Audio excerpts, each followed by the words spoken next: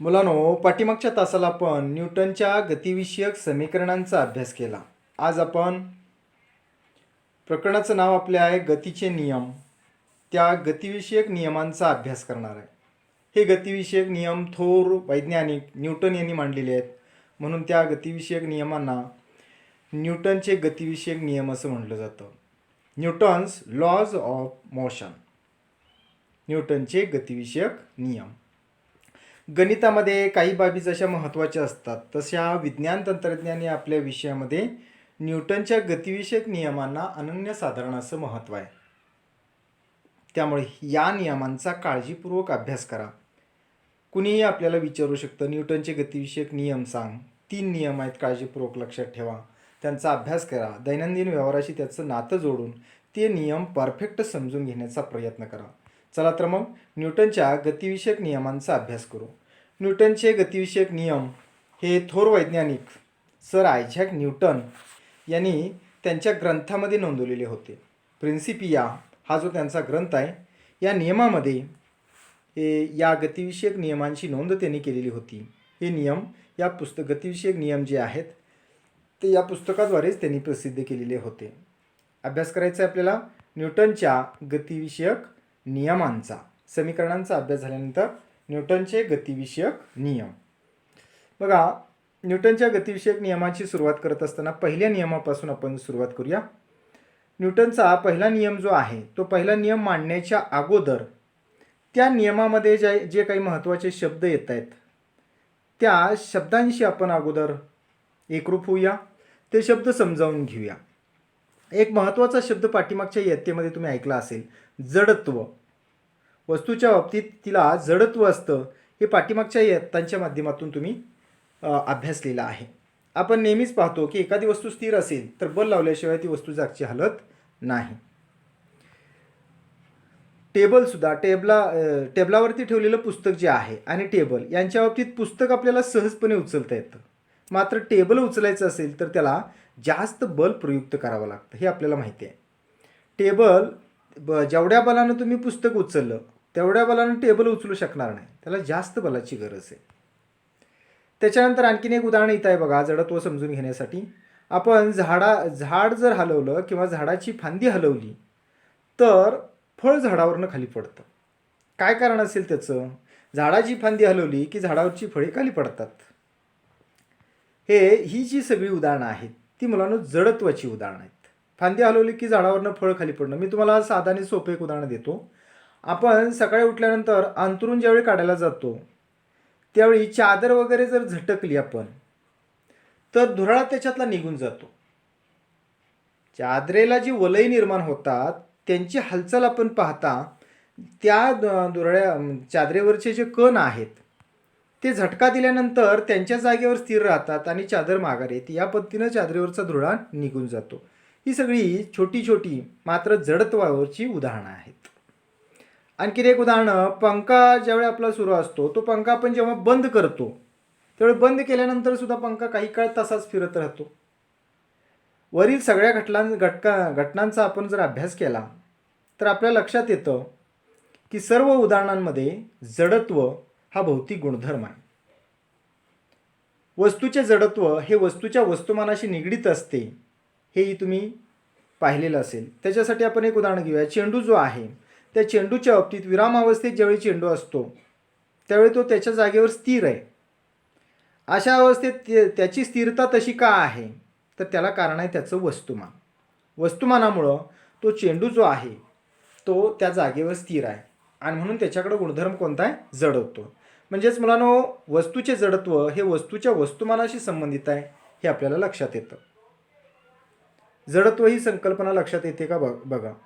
वस्तूची विराम अवस्था किंवा गतिमान अवस्था जी आहे त्यांच्यामध्ये सातत्य राहणं याला जडत्व म्हणायचं आहे. न्यूटनच्या गतिविषयक पहिल्या नियमात पदार्थाच्या याच गुणधर्माचे वर्णन केलेले आहे. म्हणून न्यूटनच्या गतिविषयक पहिल्या नियमालाच जडत्वाचा नियमसुद्धा म्हणतात. जडत्व ही संकल्पना समजून घेण्यासाठी आणखीन एक छोटीशी आपण कृती करणार आहे. सर आयझॅक न्यूटन यांच्या पहिल्या नियमाला जडत्वाचा नियम असं म्हटलं जातं. नियम क्रमांक 1 त्यालाच न्यूटनचा गतिविषयक नियम किंवा तुम्ही त्याला जडत्वाचा नियम म्हणू शकता. न्यूटनचा गतिविषयक पहिला नियम. हा नियम समजून घेत असताना एक छोटीशी कृती करा.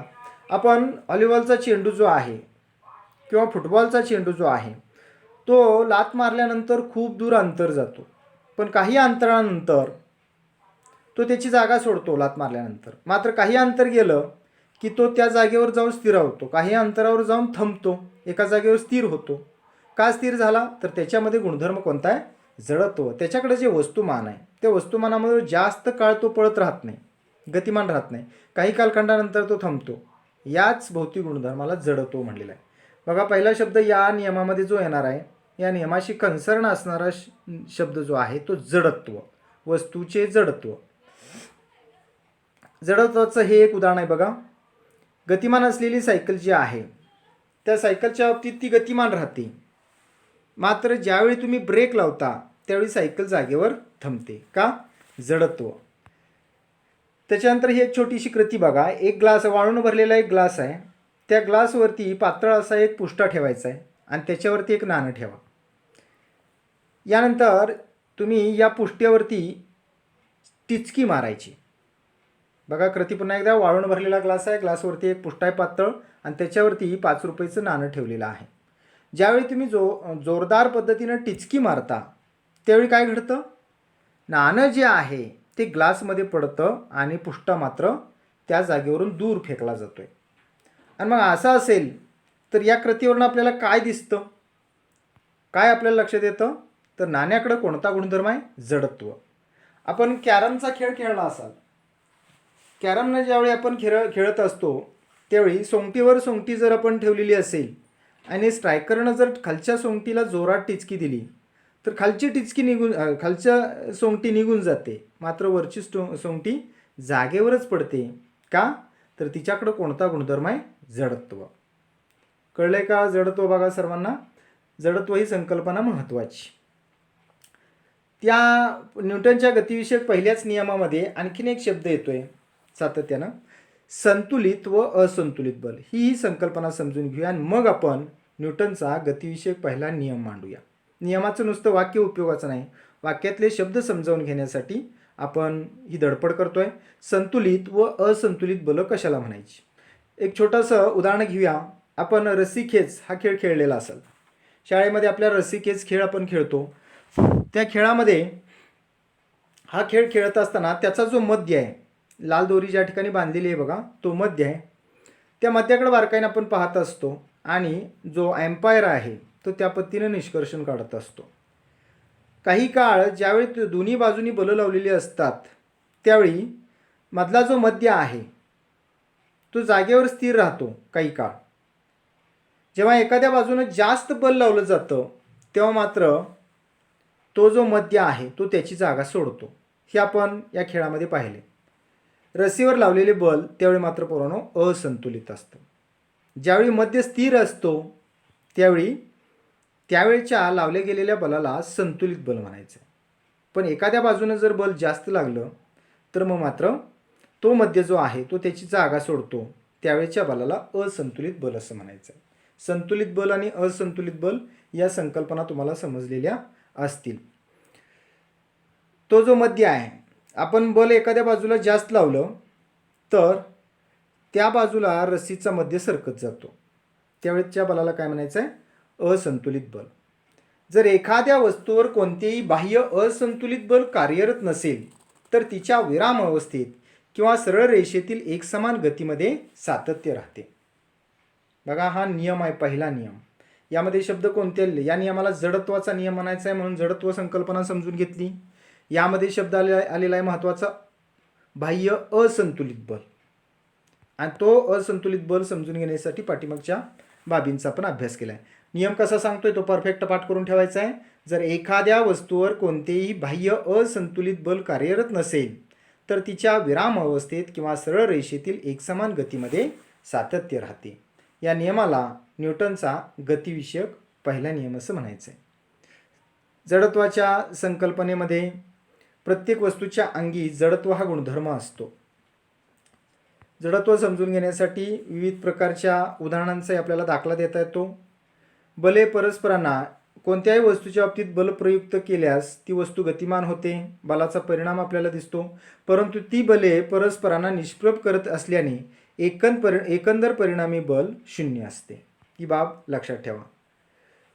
वस्तूच्या गतिविषयक अवस्था स्वतःहून बदलत नाहीत, परंतु वस्तूच्या विराम अवस्थेत किंवा एकसमान गतीत जो बदल होतो तो बदल असंतुलित बलामुळेच होतो. ही बाब आपल्याला या ठिकाणी लक्षात येते.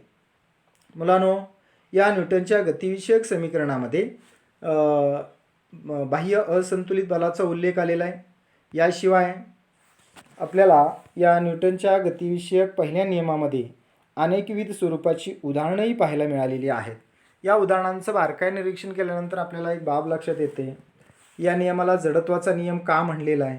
याशिवाय याच नियमामध्ये बाह्य असंतुलित बल, वस्तूची विरामावस्था, गतिमान अवस्था, त्याच्यामध्ये सातत्य राहणं, या सगळ्या संकल्पना डोक्यात येत आहेत. आपल्याला न्यूटनचा गतिविषयक पहिला नियम समजावून देण्यासाठी काही उदाहरणं मी देतोय, ती काळजीपूर्वक ऐका. मुलांनो, ज्यावेळी आपण बसमध्ये बसलेलो असतो आणि मध्ये आपण सीटवर बसलेलो असतो, ड्रायव्हर ज्यावेळी गाडीला त्याच्या ब्रेक लावतो, एस टीला ब्रेक लावतो, त्यावेळी सगळे प्रवासी पुढच्या दिशेनं झुकतात. जीपवरती वगैरे जर एखादं सामान बांधलेलं असेल किंवा मोकळं असेल तर ड्रायव्हरनं ब्रेक दाबल्यानंतर ते सामान पुढच्या बाजूला येऊन पडतं. बरोबर आहे. चालत्या रेल्वेमध्ये वगैरे जर उडी मारण्याचा, उतरण्याचा प्रयत्न केला चालत्या रेल्वेमधून, तर तो प्रवासी बऱ्याचदा प्लॅटफॉर्मवरती आदळलेला आपण पाहतो किंवा पडलेला आपण पाहतो. तसे अपघात आपण पाहतो. काय कारण आहे ह्याचं? तर या सगळ्या उदाहरणामध्ये न्यूटनचा गतिविषयक पहिलाच नियम लागू होतो हे आपल्याला लक्षात येतं. वस्तूची विराम अवस्था किंवा गतिमान अवस्था जी आहे त्याच्यामध्ये सातत्य राहणं हा नैसर्गिक गुणधर्म वस्तूंकडे आहे. त्यालाच आपण काय म्हणतोय? जडत्व म्हणतोय. जर एखाद्या वस्तूवर कोणतेही बाह्य असंतुलित बल कार्यरत नसेल तर तिच्या विराम अवस्थेत किंवा सरळ रेषेतील एकसमान गतीमध्ये सातत्य राहते. साध्या शब्दात हा नियम मुलांनो कसा सांगता येईल? कोणत्याही वस्तूच्या बाबतीत ती वस्तू जर विराम अवस्थेत असेल तर विराम अवस्थेकडे राहण्याचा तिचा कल असतो, आणि गतिमान अवस्थेत असेल तर गतिमान अवस्थेकडेच राहण्याकडं त्या वस्तूचा कल असतो. असा आपल्याला हा नियम समजावून घेता येऊ शकतो. न्यूटनचा गतिविषयक पहिला नियम आपल्याला समजलेला आहे. आता आपण पुढच्या नियमाकडे जाऊया. न्यूटनचा गतिविषयक दुसरा नियम आता आपण बघूया. न्यूटनचा गतिविषयक दुसरा नियम. न्यूटनचा गतिविषयक दुसरा नियम थेट समजून घेण्याच्या अगोदर त्या नियमाचं गणिती रूप आहे, ते गणिती रूप आपण समजून घेऊया. नियम असा सांगतोय, संवेग परिवर्तनाचा दर प्रयुक्त बलाशी समानुपाती असतो आणि संवेगाचे परिवर्तन बलाच्या दिशेने होते. हा नियम माझ्या माहितीप्रमाणे या नियमामध्ये काही शब्द आहेत बघा. इथं शब्द दिसतोय संवेग. म्हणून संवेग म्हणजे काय? तर संवेग म्हणजे वस्तूमध्ये सामावलेला एकंदर वेग जो आहे त्याला संवेग म्हणायचं. मग एखादी वस्तू वेगवान असताना अतिवेगवान होते त्यावेळी ती त्या वस्तूकडे संवेग आहे असं आपण म्हणू. मग आता या संवेगामध्ये दोन राशीचा अंतर्भाव होतो. समजू या इमारतीवरून चेंडू खाली फेकला किंवा एखादा धातूचा गोळावर जर वर्ण आपण खाली सोडला तर सुरुवातीला तिला वेग असतो, पण अंतिम वेग, चरम वेग जो आहे त्याचा तो प्रचंड मोठा असतो. हा वेग त्या गोळ्याला प्राप्त होण्यापाठीमागे दोन कारण आहेत. एक तर ती वस्तू वेगवान आहे म्हणजे वेग राशी त्याच्याकडे आहे, आणि दुसरं वस्तुमान कसं आहे तिचं त्याच्यावरती तो वेग अवलंबून राहतोय. याचा अर्थ संवेग जो आहे तो दोन राशींचा गुणाकार आहे असं म्हणायला हरकत नाही. वेग आणि वस्तुमान गुणधर्म आहे तो, आणि त्या गुणधर्माला न्यूटननं संवेग म्हणलेला आहे. एखाद्या वस्तूने दुसऱ्या वस्तूवर केलेल्या आघाताचा परिणाम हा त्या वस्तूचे वस्तुमान व तिचा वेग या दोन्हीवरही अवलंबून असते. म्हणजेच बलाचा परिणाम घडवून आणण्यासाठी वस्तूचे वस्तुमान व वेग यांना एकत्र जोडणारा गुणधर्म कारणीभूत असतो. या गुणधर्मालाच संवेग असं म्हणायचं आहे. गणिती रूपात संवेग मोमेंटम त्याला म्हणायचं आहे, आणि तो पी इंग्रजी अक्षराने दाखवला जातो. तो संवेग वेग, वस्तूचा वेग गुणिले वस्तुमान या दोन्हीचा गुणाकार असतो. वस्तूचा वेग व वस्तुमान यांचा गुणाकार म्हणजे संवेग. इंग्लिशमध्ये संवेग पी बरोबर एम व्ही, एम वस्तुमान, व्ही वेग, आणि संवेग ही सदिश राशी लक्षात असू द्या. संवेगाचाच विषय निघालाय तर आणखी संवेगाविषयी माहिती तुम्हाला सांगतो. संवेगाला परिमाण व दिशा दोन्ही असतात. सदिश राशी आहे. संवेगाची दिशा वेगाच्या दिशेने असते. SI पद्धतीत संवेगाचे एकक किलोग्रॅम मीटर पर सेकंद आहे. त्या सूत्रावरूनच बनवलेले एकक आहे SI पद्धतीतलं किलोग्रॅम वस्तुमान, वेग मीटर पर सेकंद. म्हणून संवेगाचं SI पद्धतीतलं एकक किलोग्रॅम मीटर पर सेकंद आणि CGS पद्धतीतलं एकक आहे ग्रॅम सेंटीमीटर पर सेकंद. येते का लक्षात बघा. आणि मग नियमामध्ये संवेग हा शब्द कळला का बघा. संवेग परिवर्तनाचा दर प्रयुक्त बलाशी समानुपाती असतो आणि संवेगाचे परिवर्तन बलाच्या दिशेने होते. आता पहिल्या विधानामध्ये बघा, पहिलं वाक्य जे आहे विधानातलं आणीच्या पूर्वीचं, संवेग परिवर्तनाचा दर प्रयुक्त संवेग परिवर्तन प्रपोर्शनल टू बल, हे या नियमाचं वाक्य आहे. आपण गणित रूप देण्याचा प्रयत्न करूया. समजूया एका वस्तूचं वस्तुमान m आहे. त्या वस्तूचा सुरुवातीचा वेग u आहे, अंतिम वेग v आहे आणि कालावधी वेळ जो आहे तो t आहे. वस्तूचा सुरुवातीचा वेग तो संवेग असेल तर संवेग बरोबर वस्तुमान गुणिले सुरुवातीचा वेग बरोबर mu. व त्याच वस्तूचा अंतिम संवेग कसा काढणार? वस्तुमान गुणिले अंतिम वेग बरोबर mv. वस्तूच्या संवेगातील बदल बरोबर अंतिम वेग वजा सुरुवातीचा वेग बरोबर mv वजा mu. आता विधान कसं आहे? संवेग परिवर्तनाचा दर प्रयुक्त बलाशी समानुपाती असतो आणि म्हणून आपण कसं लेखन करणार? संवेग परिवर्तनाचा दर बरोबर संवेगात होणारा बदल छेद वेळ बरोबर mu वजा mv वजा mu छेद t. m जर कॉमन काढला तर m कंसात v वजा u छेद t. मुलांनो m नंतर कंसात v वजा u जो आहे खालून दुसरी पायरी, m कंसात v वजा u छेद t. यामध्ये v वजा u छेद t म्हणजे त्वरण आहे. वेग बदलाच्या दरास त्वरण म्हणतात. ती राशी तिथे जर ठेवली तर संवेग परिवर्तनाचा दर बरोबर m येईल. येते लक्षात? म्हणजे विधान सत्य आहे असं म्हणायला हरकत नाही. न्यूटनचा गतिविषयक दुसरा नियम आहे तो सत्य आहे हे याच्यावरून सिद्ध होतं. संवेग परिवर्तनाचा दर प्रयुक्त बलाशी समानुपाती असतो आणि संवेगाचे परिवर्तन बलाच्या दिशेने होते. आपण न्यूटननी हा जो नियम मांडलेला आहे, न्यूटनच्या गतिविषयक दुसऱ्या नियमानुसार संवेग परिवर्तनाचा दर प्रयुक्त बलाशी समानुपाती असतो आणि संवेगाचे बलाच्या दिशेने परिवर्तन होते. संवेग परिवर्तनाचा दर प्रयुक्त बलाशी समानुपाती असतो. या विधानावरूनच आपल्याला असं म्हणता येईल संवेग आता आपण शोधून काढलं. संवेगाचं सूत्र काय निर्माण झालंय? संवेग बरोबर ma प्रपोर्शनल टू समानुपाती व्यस्तानुपाती मागच्या वर्षी 8वी झालेला आहे. ma संवेग समानुपाती बल, संवेग परिवर्तनाचा दर प्रयुक्त बलाशी समानुपाती असतो. ma समानुपाती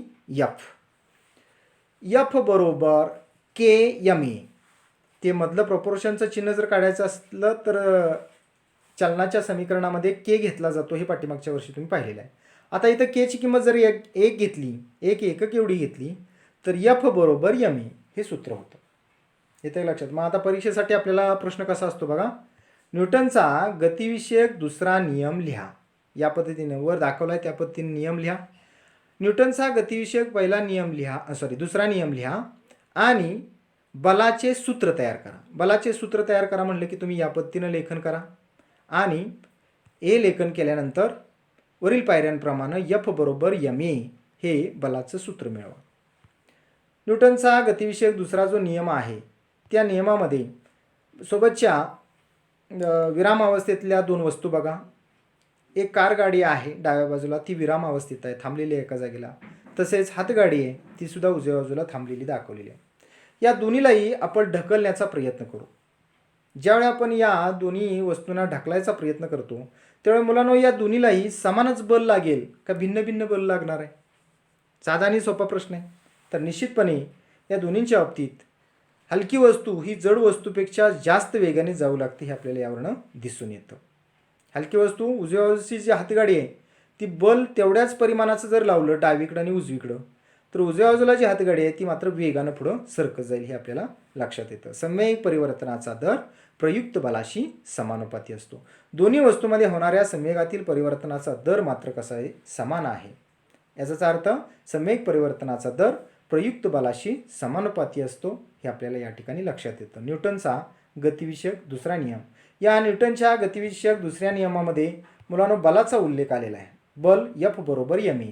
या बलाची सुद्धा सूत्राच्या रूपाची किंमत निश्चित केली आहे. त्या सूत्रावरूनच आपण बलाचं एककी मांडू शकतो. बलाचं SI एकक न्यूटन आहे आणि CGS पद्धतीतील एकक डाईन आहे. 1 किलोग्राम वस्तुमानात 1 मीटर पर सेकंद वर्ग एवढे त्वरण निर्माण करणाऱ्या बलास 1 न्यूटन बल असे म्हणतात. न्यूटन या एककाची व्याख्या SI पद्धतीतील एकक न्यूटन आहे. बलाचे SI पद्धतीतील एकक न्यूटन आहे. आणि 1 न्यूटन म्हणजे काय तर 1 न्यूटन बरोबर 1 किलोग्रॅम गुणिले 1 मीटर पर सेकंद वर्ग.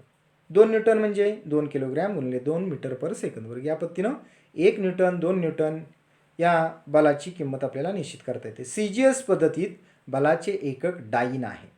परफेक्ट लक्षात ठेवा. रिकाम्या जागा जोड्या लावांसाठी हे प्रश्न महत्त्वपूर्ण आहे. पुन्हा एकदा सांगतोय बलाचे SI एकक न्यूटन आहे तर CGS पद्धतीतील एकक डाईन आहे. 1 ग्रॅम वस्तुमानात 1 सेंटीमीटर पर सेकंद वर्ग त्वरण निर्माण करणाऱ्या बलास 1 डाईन बल असे म्हणतात. 1 डाईन बरोबर 1 किलोग्रॅम गुणिले 1 सेंटीमीटर पर सेकंद वर्ग. याच पद्धतीनं 2 डाईन बरोबर कसं सांगाल 2 डाईन बरोबर 2 किलोग्रॅम गुणिले 2 सेंटीमीटर पर सेकंद वर्ग. न्यूटनचा गतिविषयक दुसरा जो नियम आहे त्याच्यामध्ये डाईन एककाचा उल्लेख येतोय. तुम्ही हा नियम समजून घेण्यासाठी न्यूटनचा गतिविषयक दुसरा नियम समजून घेण्यासाठी इथे एक उदाहरण दिले बघा. तुम्ही उंच उडी हा खेळ खेळलाय. उंच उडी खेळत असताना आपण जे समोर बार लावलेले असतात त्या बारवरती जी आडवी स्टिक लावलेली असते त्याच्यावरून तुम्ही उडी मारून पलीकडे जात असता. आता हा खेळ खेळत असताना ज्यावेळी तुम्ही समोर पडता त्यावेळी समोरच्या पृष्ठभागावरती वाळू किंवा मऊ चाळलेली वाळू अंतरलेली असते. का केलेली असते अशी व्यवस्था?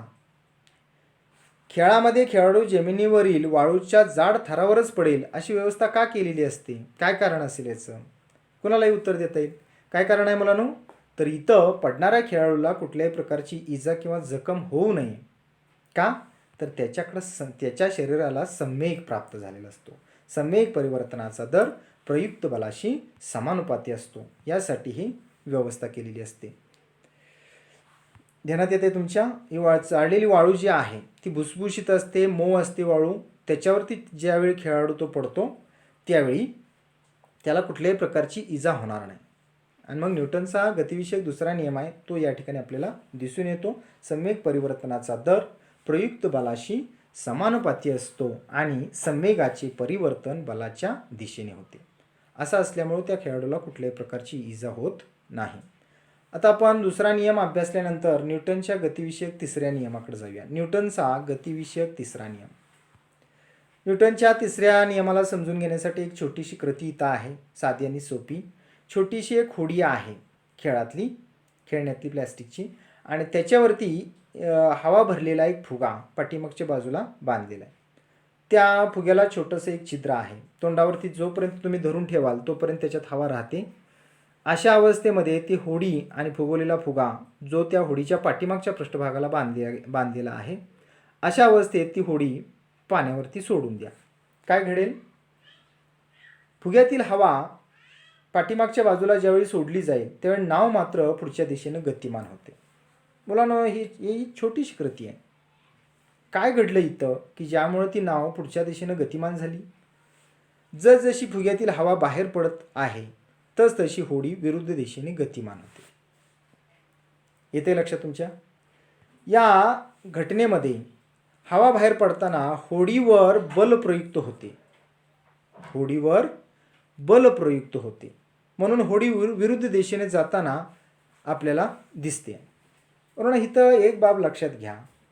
फुग्यातील हवा पाण्याच्या पृष्ठभागावरती हवा प्रयुक्त करते पण त्याचवेळी पाणीसुद्धा फुग्यावरती म्हणण्याच्या ऐवजी होडीवरती सुद्धा त्याच परिमाणाचे बल प्रयुक्त करते. मग एकमेकांना ही बल ज्यावेळी प्रयुक्त होतात त्यावेळी वस्तुमान कुणाचं जास्त आणि कुणाचं कमी यानुसार जागा कोण सोडणार? इथं पाणी जागा सोडणार नाही. का तर त्याचं वस्तुमान जास्त आहे, प्रमाण मोठं आहे पाण्याचं. मग जागा कोण सोडणार? होडी. आणि म्हणून होडी पुढच्या दिशेनं गतिमान झाली. प्रत्येक क्रियाबलास समान परिमाणाचे त्याच वेळी प्रयुक्त होणारे प्रतिक्रिया बल अस्तित्वात असते व त्यांच्या दिशा परस्पर विरुद्ध असतात. वैश्विक नियम आहेत, लक्षात घ्या. अतिशय सुंदर अशा स्वरूपाचे हे नियम आहेत. तिसरा नियम काय सांगतोय? प्रत्येक क्रियाबलास समान परिमाणाचे त्याच वेळी प्रयुक्त होणारे प्रतिक्रिया बल अस्तित्वात असते व त्यांच्या दिशा परस्पर विरुद्ध असतात. साधा आणि सोपं एक उदाहरण घेऊया याच्यावरचं.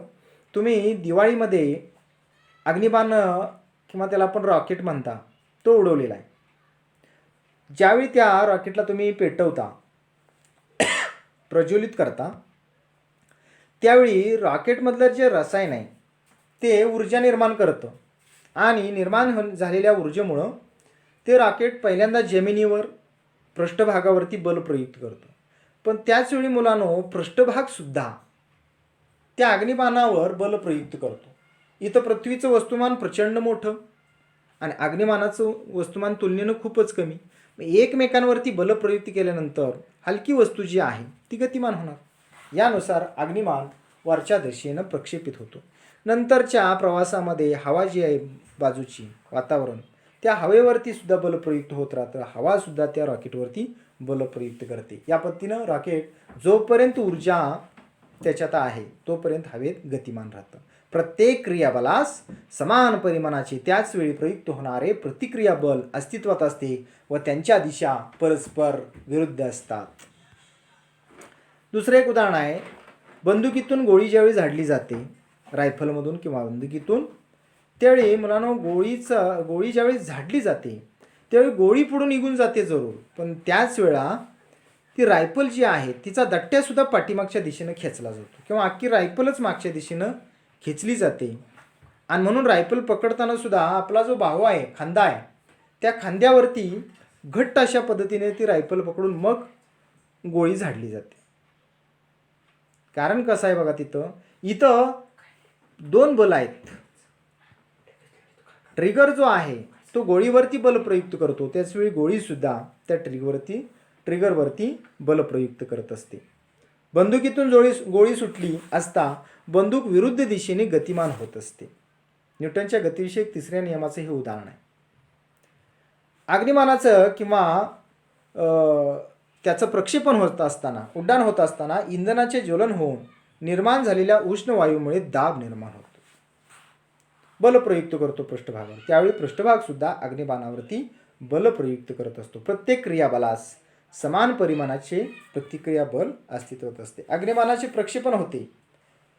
प्रक्षेपण का झालं तर पृष्ठभागावरती उष्ण वायूचा दाब प्रयुक्त झाला, बल प्रयुक्त झालं, पण त्यावेळी जमीनसुद्धा त्या रॉकेटवरती त्याच परिमाणाचं बल प्रयुक्त करत असते आणि हलकी वस्तू जी आहे ती तिची जागा सोडून गतिमान होते. वैश्विक नियम आहेत. प्रत्येक क्रियाबलास समान परिमाणाचे प्रतिक्रिया बल अस्तित्वात असते आणि त्यांच्या दिशा परस्पर विरुद्ध असतात. वरून खाली टाकलेला एक चेंडू ज्यावेळी पहिल्यांदा आपण टाकतो त्यावेळी तो खालून वर सुद्धा येतो. खाली जसा चालला आहे तसा आपटल्यानंतर तो खालून वर सुद्धा येतो. काय कारण? प्रत्येक क्रियाबलास समान परिमाणाचे प्रतिक्रिया बल अस्तित्वात असतो. परंतु मुलांनो, निसर्गामध्ये बल हे एकाकी असत नाही. बल ही दोन वस्तूंमधील एक क्रिया आहे. दोन वस्तू कोणत्याही वैश्विक संकल्पनेमध्ये किंवा निसर्गामध्ये बलाचे परिणाम हे दोन वस्तूंमध्ये दिसून येतात. बल ही दोन वस्तूंवरील एक क्रिया आहे. न्यूटनच्या गतिविषयक तिसऱ्या नियमावरून काही बाबी आपल्याला या ठिकाणी लक्षात घेणं गरजेचं आहे. जेव्हा एक वस्तू दुसऱ्या वस्तूवर बल प्रयुक्त करत असते तेव्हा दुसरी वस्तूसुद्धा पहिल्या वस्तूवर बल प्रयुक्त करत असते. प्रत्येक क्रियाबलास समान परिमाणाचे प्रतिक्रिया बल अस्तित्वात असते. म्हणूनच आपण असे म्हणू शकतो की दोन वस्तूंमधील बल नेहमी समान व विरुद्ध असतात. क्रियाबल पहिल्या वस्तूने दुसऱ्या वस्तूवर प्रयुक्त केलेल्या बलास क्रियाबल म्हणतात आणि प्रतिक्रियाबल कशाला म्हणता येईल? मग दुसऱ्या वस्तूने पहिल्या वस्तूवर प्रयुक्त केलेल्या बलास प्रतिक्रिया बल असे म्हणतात. प्रत्येक क्रियाबलास समान परिमाणाचे प्रतिक्रिया बल अस्तित्वात असते आणि त्यांच्या दिशा परस्पर विरुद्ध असतात. मुलांनो, या चित्रामध्ये जी उदाहरणं आपण घेतलेली आहेत या उदाहरणाच्या बाबतीत न्यूटनचा तिसरा नियम कसा लागू होतो हे आपल्याला सांगता येऊ शकतं. होडीचं पुढं गतिमान होणं, क्रियाबल प्रतिक्रियाबल. चेंडूचं आपटल्यानंतर माघारी वळणं, क्रियाबल प्रतिक्रियाबल. अग्निबाणाचं प्रक्षेपण, अग्निबाण क्रियाबल पृथ्वीवर प्रयुक्त करतो त्यावेळी पृथ्वीसुद्धा अग्निबाणावर प्रतिक्रियाबल प्रयुक्त करत असते. हलकी वस्तू मात्र गतिमान होते, जागा सोडते. त्याच पद्धतीनं रायफल किंवा बंदूक जे आहे त्यांच्या बाबतीतसुद्धा क्रियाबल आणि प्रतिक्रियाबलाचं अस्तित्व आपल्याला त्या ठिकाणी दिसून येतं. प्रत्येक क्रियाबलात समान परिमाणाचे प्रतिक्रियाबल अस्तित्वात असते आणि त्यांच्या दिशा परस्पर विरुद्ध असतात. या न्यूटनच्या गतिविषयक तिसऱ्या नियमावरून काही बाबी महत्त्वाच्या क्रिया आणि प्रतिक्रिया बलाविषयी 4 गोष्टी लक्षात येतात आपल्या. पहिली बाब म्हणजे क्रिया व क्रियेमुळे बल स्पष्ट होत असते. लागू केलं तर बलाचे परिणाम दिसतात. पहिली बाब कोणती लक्षात ठेवायची? क्रिया व प्रतिक्रियेमुळे बल स्पष्ट होत असते. क्रिया व प्रतिक्रिया ही दोन्ही बले जोडीनेच प्रयुक्त होत असतात. ध्यानात येते का बघा? समोर बल प्रयुक्त केलं तर समोरून त्याचा प्रतिसाद येतो, कारण बल हे स्वतंत्र पद्धतीने कधीही अस्तित्वात नसते. क्रियाबल व प्रतिक्रियाबल एकाच वेळी कार्यरत असतात. क्रिया आणि चौथी बाब, क्रिया व प्रतिक्रिया बले वेगवेगळ्या वस्तूवर प्रयुक्त होतात. ही बले एकाच वस्तूवरती प्रयुक्त नसतात, त्यामुळे ही बले एकमेकांचा परिणाम नष्ट करू शकत नाहीत. लक्षात येते का बघा? न्यूटनच्या गतिविषयक तिसऱ्या नियमाचं एक सुंदर उदाहरण इथे दिलं. ज्यावेळी आपण क्रिकेटचा खेळ खेळत असतो, चेंडू ज्यावेळी वेगाने गतिमान होऊन बॅटवरती येऊन आदळतो त्यावेळी बॅट पाठीमागं भिरकवली जाते. मात्र ज्यावेळी ताकदीने आपण चेंडू मारण्याचा प्रयत्न करत असतो त्यावेळी चेंडूसुद्धा काय होतो? गतिमान होतो. प्रत्येक क्रियाबलास समान परिमाणाचे प्रतिक्रियाबल अस्तित्वात असते आणि त्यांच्या दिशा परस्पर विरुद्ध असतात. आपण आजच्या घटकाच्या अंतर्गत न्यूटनचा गतिविषयक पहिला नियम, न्यूटनचा गतिविषयक दुसरा नियम, याशिवाय त्याचं गणिती रूप आणि न्यूटनच्या गतिविषयक तिसऱ्या नियमाचा अभ्यास केला. मुलांनो, हा घटक अतिशय महत्त्वाचा असल्याने आपण सर्वांनी या घटकाची व्यवस्थित तयारी करून घटक समजावून घेऊन या घटकाच्या आपल्या विज्ञान तंत्रज्ञान वहीमध्ये सुंदर अशा नोट्स काढायच्या आहेत. धन्यवाद.